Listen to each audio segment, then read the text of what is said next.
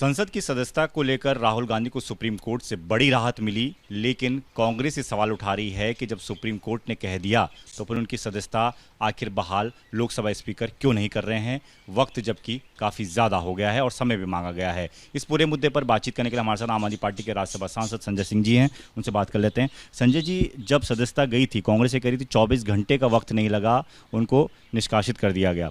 अब जब supreme court का फैसला आ गया है, कुछ ही किलोमीटर पर यहाँ पर संसद है, लोकसभा स्पीकर से समय भी मांगा गया है लेकिन वो समय ही नहीं दे पा रहे। देखिए, सबसे पहले तो राहुल गांधी जी को और उनकी पार्टी को बहुत बहुत बधाई। ये निर्णय उनके पक्ष में आया और माननीय सर्वोच्च न्यायालय के निर्णय से न्याय के प्रति लोगों में आस्था बढ़ेगी। दूसरा विषय ये है कि इससे कहीं ना कहीं सरकार की घबराहट जाहिर होती है। जब उनकी सदस्यता लेनी थी, उनको निष्कासित करना था संसद से, तो आपने 24 घंटे भी नहीं लगाया, वो भी गुजरात का निर्णय, और आपने 24 घंटे के अंदर उसको लागू कर दिया। जब सुप्रीम कोर्ट का निर्णय आ गया तो बिना कुछ कहे, मेरे ख्याल से उसमें आदेश की कॉपी मिलना चाहिए। आदेश की कॉपी मिल जाए तो उसके बाद स्पीकर महोदय को लेट करना ही नहीं चाहिए और उनको बहाल कर देना चाहिए सदस्यता।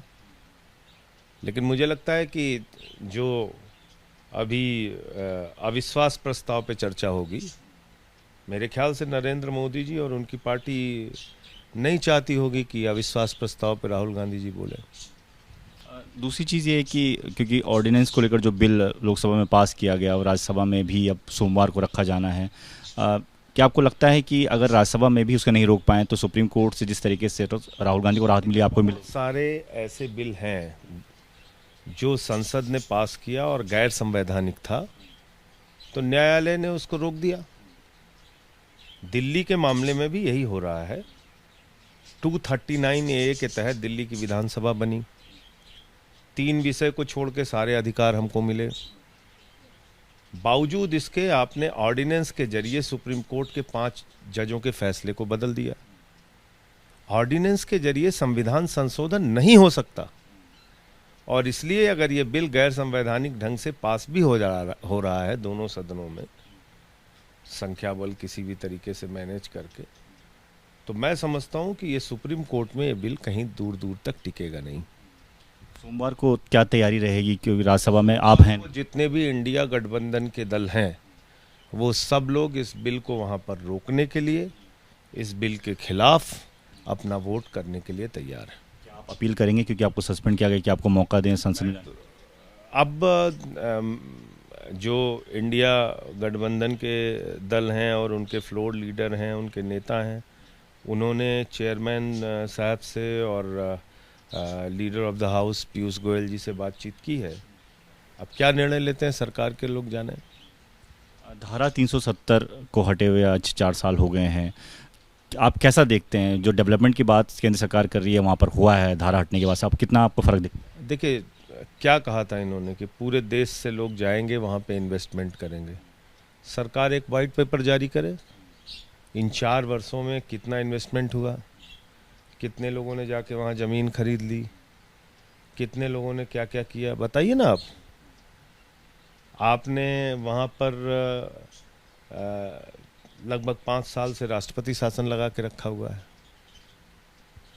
चुनाव आप कराने के लिए तैयार नहीं है। तो डेमोक्रेसी में अगर एक इलेक्टेड गवर्नमेंट नहीं रहेगी तो एलजी के भरोसे तो सरकार नहीं चलाई जा सकती।